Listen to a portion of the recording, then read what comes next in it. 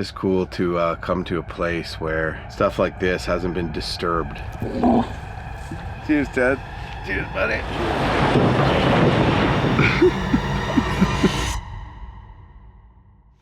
Well, it is the morning of day 7, and it's still really still out there with no wind. And we thought it was raining for a couple minutes when we woke up, but really all it is black flies pinging off the tent. So I think the bugs are gonna be bad. But yeah, gonna jump on the river after coffee and breakfast, clad in our bug nets, and hopefully we have a fun little rapid to start the day off with.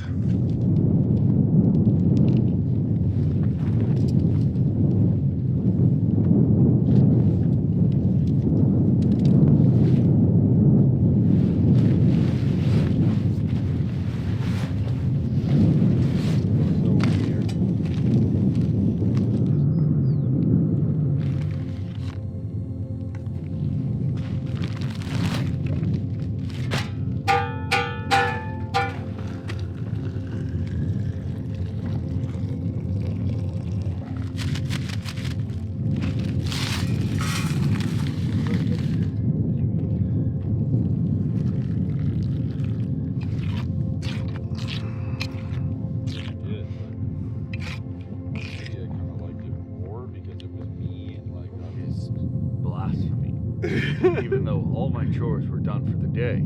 Should have been a cowboy this time. I only sang the chorus in my head. I should have learned to rope and ride and wrangle. Here's my 6-shooter riding my pony on a cattle drive. There, it went down a bit.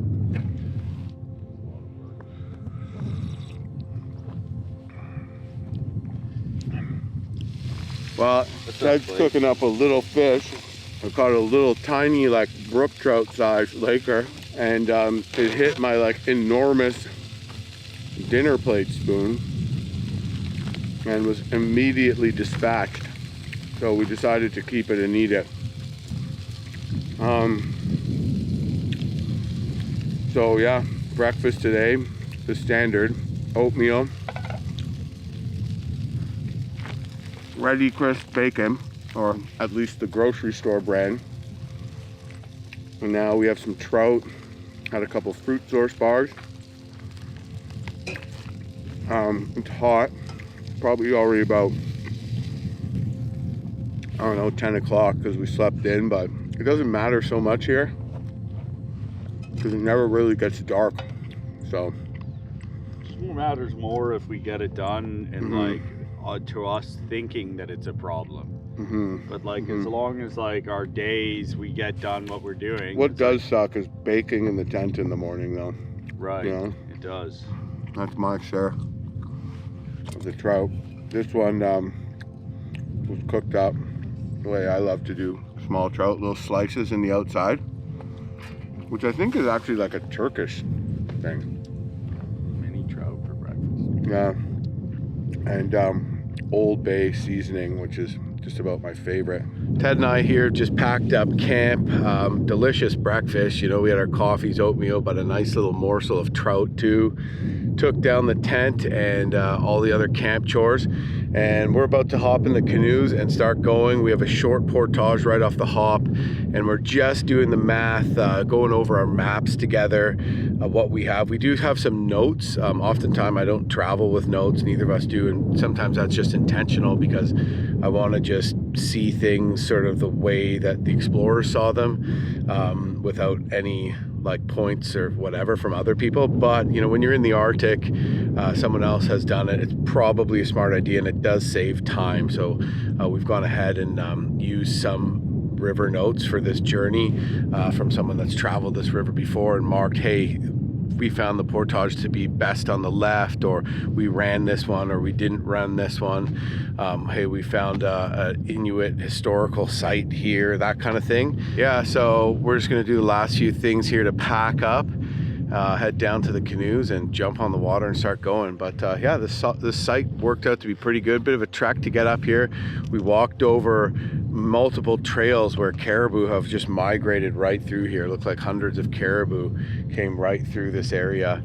So it'd be really neat to see some wildlife. That's one thing we haven't seen much of yet. So, but I think it's more prominent in the river valleys, and with this heat too, stuff doesn't move around as much. So I'm looking forward to seeing some wildlife and just seeing this beautiful country and really taking it in. And we are headed to the Arctic Ocean. So we have about 13 days left. Today is day 6 of our trip. And with any luck, we should get there on time to meet our float plane charter to pick us up and fly us back to Yellowknife. But anyways, we got to get moving.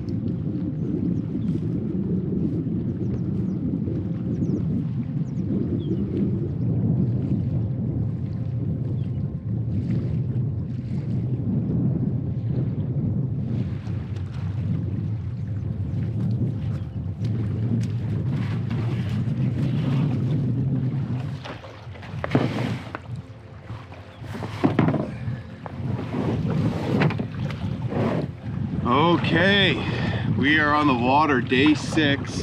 Pretty steady wind that's not exactly in our favor, but definitely not a headwind, which is awesome. Still have a long distance in lake paddling to do today, and we're gonna try to get ahead and have a faster day today. We didn't get on the water till about noon because we didn't wake up till 9. So we want to have a long day and get back on schedule. So that might mean not sleeping much tonight. Ted's trying to get me to duct tape my paddles together to make a double blade to save time and paddle with duct tape paddles together, and told me that the only reason I said no was because of my ego, which is pretty interesting. So yeah, you might get to see me punch Ted in the face pretty soon out here. He's always trying to get me to duct tape paddles together into double blades all the time. It's just like so enraging. So I refused, but I don't think we're really in a big rush. I think Ted's kind of concerned that we're falling too far behind because of the issue, and he's kind of right, because of the issue of the low water has made things take a lot longer, and when you mix that with Ted's never-ending bungling all the time, you start falling really far behind. So anyways, I think we'll be okay once we get into the rapids and the river, but the issue is that the low water means we can't just quickly run down the rapids. We have to get out and drag or portage, things that would just be very brief little stretch that we just float down. So, but anyways, yeah, we're gonna try to bang off a good portion of lake travel today. And who knows, maybe we can line this one coming up. We've got another beautiful day though. This high pressure has pretty much been sticking around, so I don't know, can't stay nice forever. Probably means we're gonna get something pretty fierce at some point, but I'll take the weather while we can.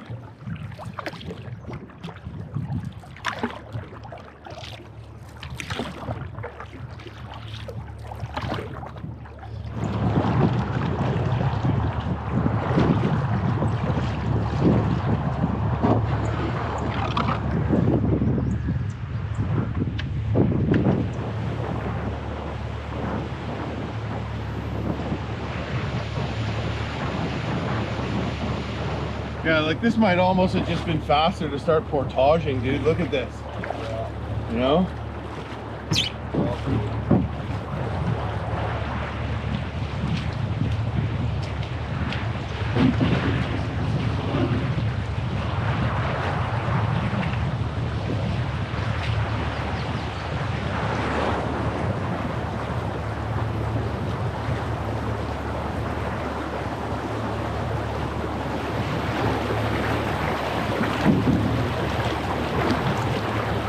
So we've decided to line down the top of the rapid here and portage the end. We were hoping the final part of this rapid would be runnable, but the water's just too low. So again, the low water is really making things take longer because it's just so low that we can't paddle large stretches of river.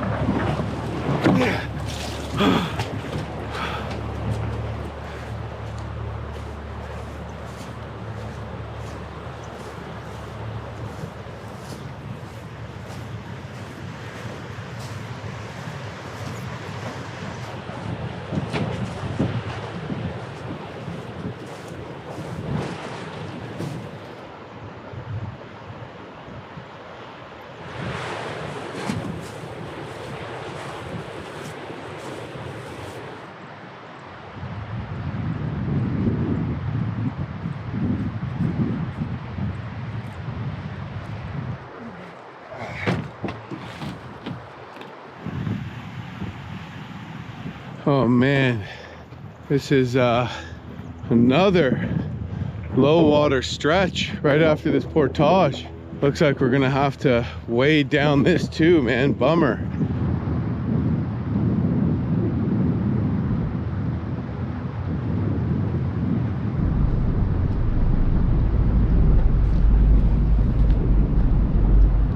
Okay, back on the water after what was a pretty long portage, and I'm trying to run the rapid that follows the portage, but I'm worried I'm gonna run out of water pretty quick because it's super shallow, so I might have to just like jump out of the boat at any turn or get hung up. Hopefully everything's okay.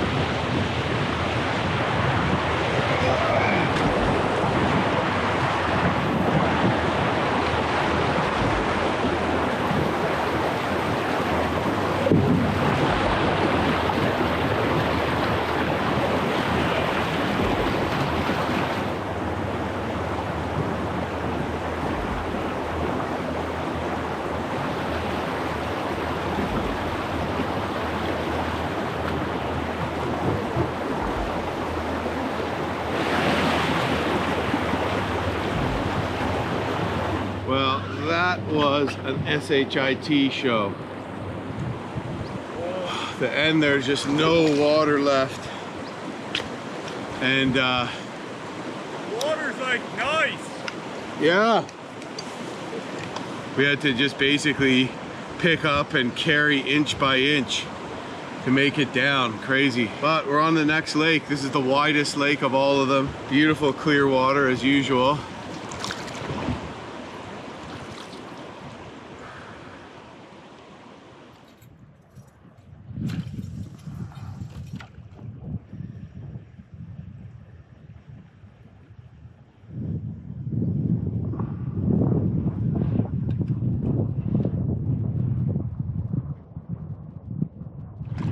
So I guess we're heading for this close point here, and then we're pretty much off this map. We're on a big, wide lake. So we're still gonna try to stay relatively close to one shore just for safety. And just to keep our eyes peeled for anything interesting, you know, wildlife. I have in some notes here that there's some sort of Inuit historical site along this lake, an old fox trap or a cache or something like that. So we might keep our eyes peeled for that. But we're not really gonna have a ton of time to fish through this section because we have to make time today. So I'm hoping that the current picks up once we get back into the Narrows, and I think it will.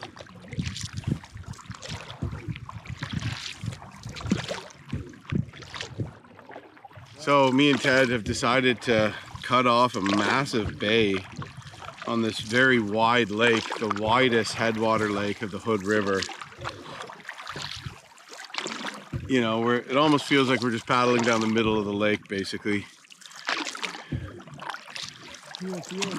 It's a cool feeling, and there's no bugs. So a couple black flies just came along as stowaways.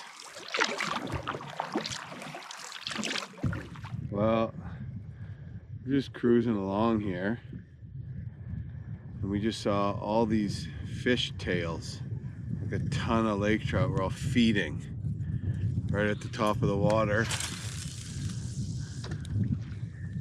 Oh yeah, there's one. Oh, so fun. It's not even, whoa. This isn't even a particularly big one, but it's feisty as hell.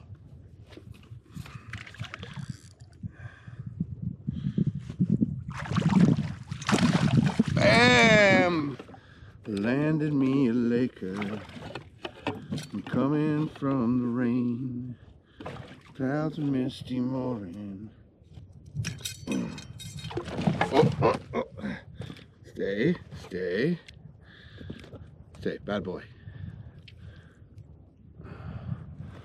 It's a good eating size. Nice clean release, no blood or anything. Looking around for their fins reaching the water, and they're probably up feeding on the insects or something. Just like casting into a school of feeding fish right out here in the middle of the lake. Pretty awesome. Oh no! What, you left it back there? Maybe. Dude? It might be up here, but I thought I put it in the back of my canoe. Like you left it at like the last portage trail. No, it's not there. Oh no, it's here. Yeah! Yeah! Well, I suppose those fish moved on. I suppose maybe I should too. Wind died down, which means we're probably going to get absolutely hammered when we get to shore. Anyways, just picking our way along this lake here. Really freaking beautiful. Really cool. Really mountainous, rugged. Looks like God just took like handfuls of rocks and just pitched them right at the Arctic here. Just rocks, boulders everywhere. It's left behind from the glaciers. Super cool.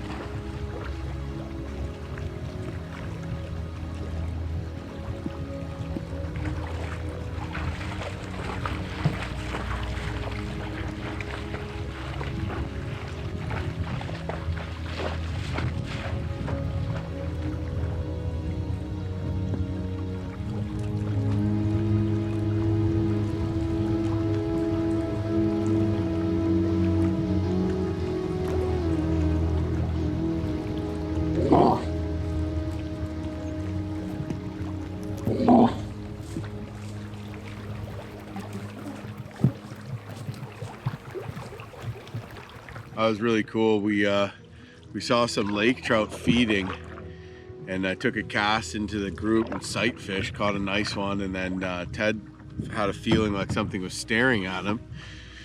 We looked over, and sure enough, it looked like a moose on shore, because there's barren land moose. A lot of people don't realize that's a thing. I don't know if they winter in the barrens, but they're here in the summer clearly. We're standing in deep water. It didn't look big. So we slowly paddled up to it, and sure enough, it was a big old moose there. Looked like it made some semi-ferocious sounds there, but decided that it would rather run away from us than take us on, I suppose. But I was filming with my camcorder with one eye closed, zoomed in, so I actually opened my other eye just to double check how far it was from me when it started making those noises, because I just wanted to make sure that it didn't have an opportunity to run out here and beat the piss out of me. Normally they wouldn't, like it's pretty safe, except if they're in the rut, like their mating season in the fall, or if it's a cow moose with a calf. But a bull moose like this usually isn't a threat. But that was really cool, really neat experience.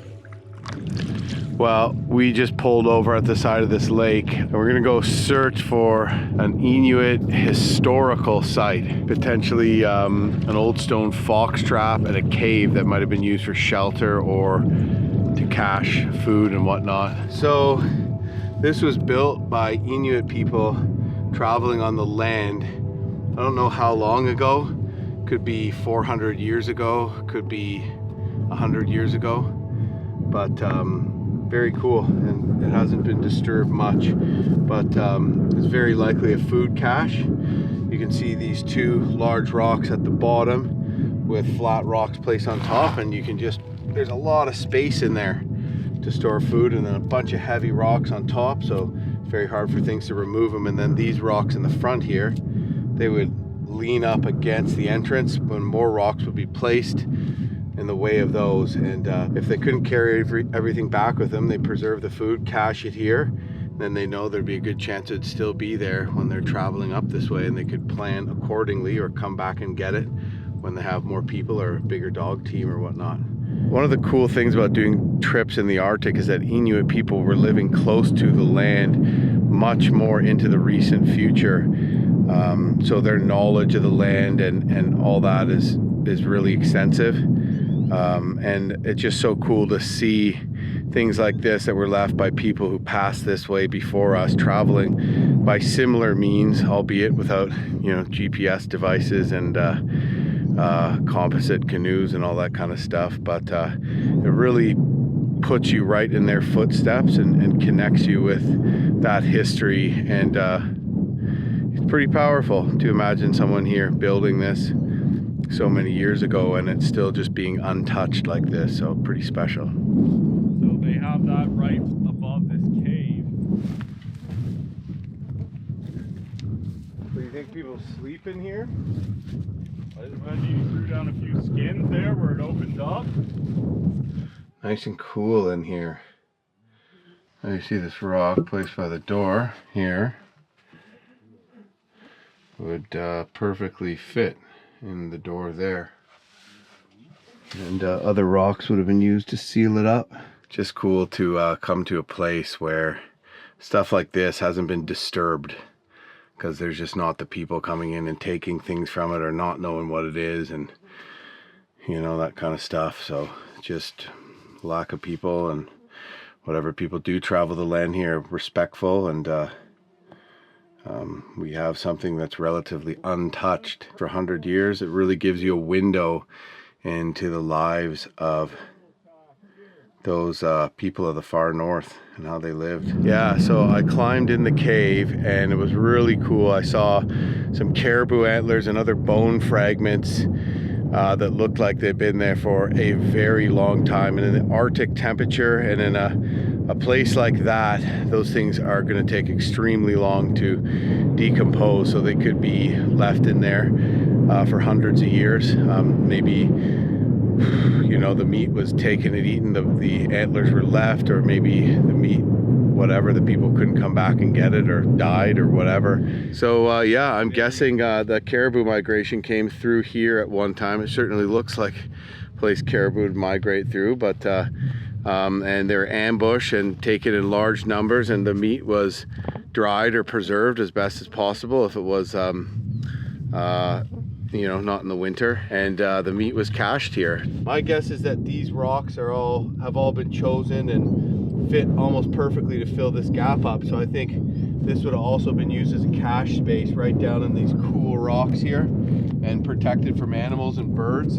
This random rock here looks kind of out of place, almost like a petrified wood or a sandstone. It's all crystallized, looks naturally occurring, but almost like it was selected for a purpose. Tie a line to hold cordage. It's very light. I don't know, but let me know what you think, and I'm going to leave it here because I'm going to assume that this is part of this cool historical site. Well, that was pretty cool little hike. Got a nice view there, walked across a couple of hills along a bit of a ridge. Wasn't easy to find. In hindsight, we probably should have paddled around the bend and hiked up from the east side of the ridge, but it is what it is. Anyways, it's already like 7 o'clock. We've paddled probably 15-20k on this lake, and we're gonna push on a bit more, but we don't want to paddle too late into the evening. So more or less, you know, in about 5k, best campsite we see, we're gonna jump on it. And we could eat fish tonight, but frankly we might not, because we haven't eaten any of our dehydrated meals, so we might just eat some like spaghetti and meat sauce or something like that tonight, just to speed things up. I'm gonna paddle away from the black flies that absolutely attacked me at the end of that hike.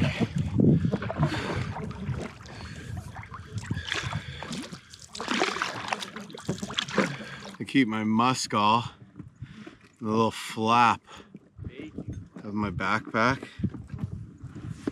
So I can just, bam, reach it easily like that. Pro tip, spray it in your face. That's a muskol 25% DEET spray. Get that Canadian Tire. That was really cool. That was worth the stop and the hike. One of the neatest historical sites I've ever seen.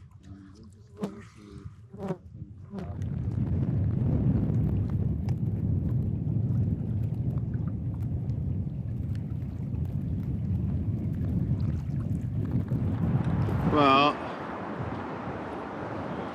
coming up to a bouldery rapid here.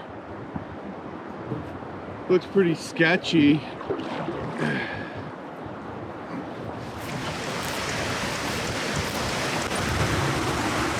That's a clump of muskox fir. They're shedding at this time, and it's so soft and warm, like you could weave this and make a sweater. Almost like it has its own heat source. It's so cool. Hopefully we see some muskox. They're almost like a forgotten animal to a lot of people in the south. They almost look like a buffalo, but their closest North American relative is actually the bighorn sheep. Really cool animal that lives in the Arctic and way up into the high Arctic. Well, just giving this rapid a quick scout, looks pretty straightforward, and it looks like there's enough water. Yes! Oh, that's so relieving. See how it is down there though.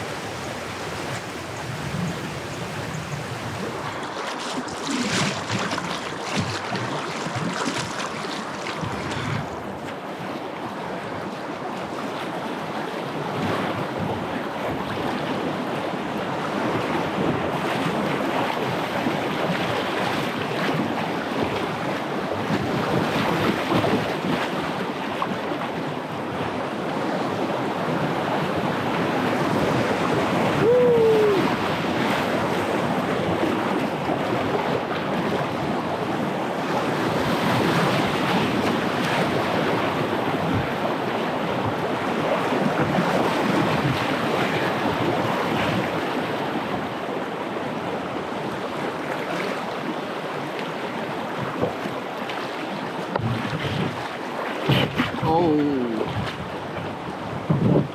that one might cause some issues. This is called Lentz Lake. Well, just casting out a good-sized Williams whitefish spoon. Appears I got into a pretty good one here. Ooh.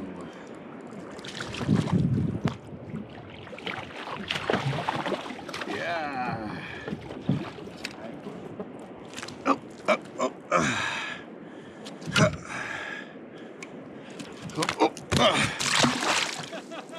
Just stop trying to fight him.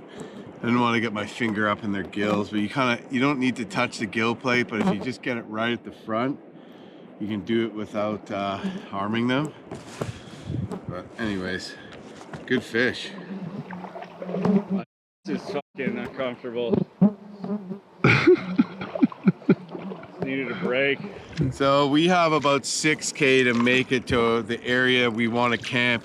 Looks pretty cool on the topographic map. Looks like a big cliff on the right and a rapid there. So hopefully there's a flat spot we can make a tent. We can pitch a tent. But yeah, solid 6K left of paddling. Nice flat, calm water, but no breeze to keep the bugs down. So hopefully too many of them don't follow us into the middle of the lake. But either way, we're probably going to get swarmed when we get to camp today, which is kind of becoming the norm.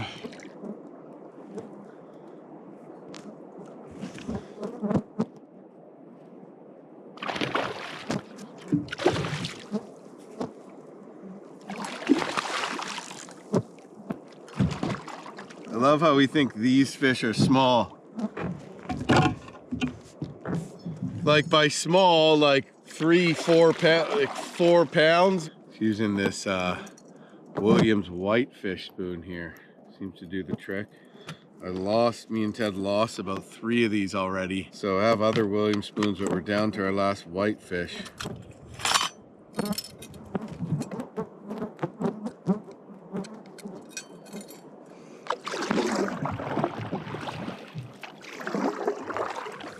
Ted's got another one. It's loaded in here, eh? Can't paddle far before we get one. Look, boom.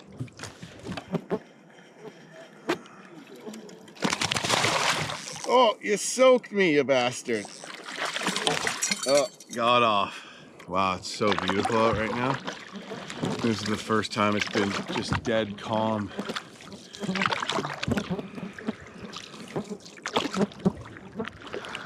We are gonna have to move on from this spot. What a day.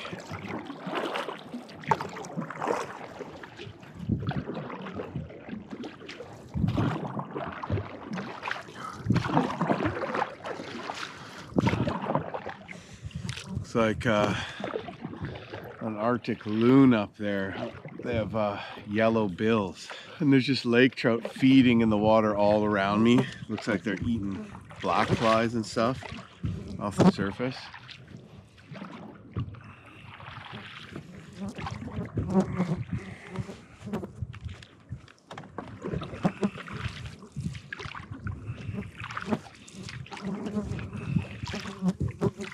I wanna glide down over my home. I wanna write your name in the sky. I wanna free fall out into nothing. I wanna leave this world for a while. Well, it is quite late in the evening, but I'm just paddling up to a long rapid and where we're gonna camp tonight. So we put this other lake behind us today, and that feels good. And man, was it ever a beautiful paddle. Something tells me with the lack of wind, we're gonna get eaten alive at camp today though. But we're gonna try to turn in quickly today. We actually didn't keep a fish, so we're gonna eat a dehydrated meal and crawl into bed, sleep hard, and try to get an earlier start tomorrow. So looks like a nice spot, flat and beautiful scenery in the background, so can't ask for more than that.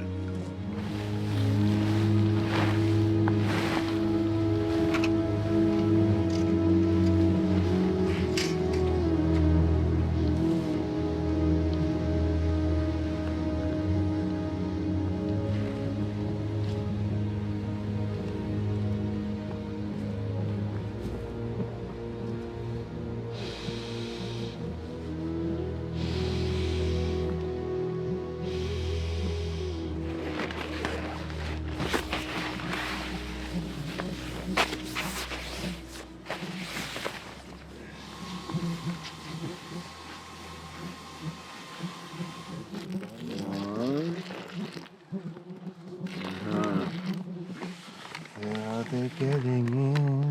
Alrighty. These things are just biting. Sitting down in a cloud of black flies. They're somehow getting through my pants and biting like my skin. I can feel like them like flying around in my pants. But in Labrador, at least they left at night, eh? yeah, because it got dark and cold. Just gonna have a wee nip. Oh, that's good. This is McClellan's single malt scotch. It's an Islay, so it's real peaty tasting. Actually a very well priced single malt too. So like a true Scotsman, you can cheap out and get that and still get single malt. Mexican style grilled chicken bowl for you. I ate it yesterday or something, so I give you this one because these are just the ones I pulled out. And I'm having pork pad thai. What a day today. And Ted and I, we ate fish for breakfast. Totally delicious breakfast with fish. Really cool moose sighting. I mean, we've had good ones in Algonquin Park, but that just the way that it looked at us and it got up and we thought it was small and it got out of the water was huge. Just big, healthy, powerful animal. So good to see them that healthy and doing so well. And also just crazy to see a moose this high up into the Barren lands, but apparently The calls. yeah, and the calls it made, that was kind of scary. But yeah, moose come up. I don't think they winter here. They come way up into the Barren lands. More rare, but you know, we've seen a lot of caribou sign again. There's like tons of caribou sign all around here, so it's only a matter of time till we see caribou. I think the really hot weather has been sort of holding the animals. They don't want to move around so much when it's that hot, so maybe why we haven't been seeing as much, but sooner or later they're going to have to move regardless, so we will soon. Also, we're getting into the river where it's just easier to see animals as well. So we went on a bit of a mission to find this old Inuit cache and cave, and we found just a really cool cache, and then we found the cave and we climbed right in there and found old antlers and bones, and it just was like so cool. Anyways, tomorrow we're jumping off with a rapid. It's just down from here and it looks like it's going to be a pretty straightforward, easy float. Then we paddle a lake, and then we have what might be a pretty intense rapid. We're both concerned with these super low water levels. Are they just going to be like horrible portages or just like sketchy drags? Because Ted with his pack boat, it just can't take the kind of beating that low water and boulders wants to give it. So not too bad. Cheers, Ted. Cheers, buddy. Cheers. Yeah, good times.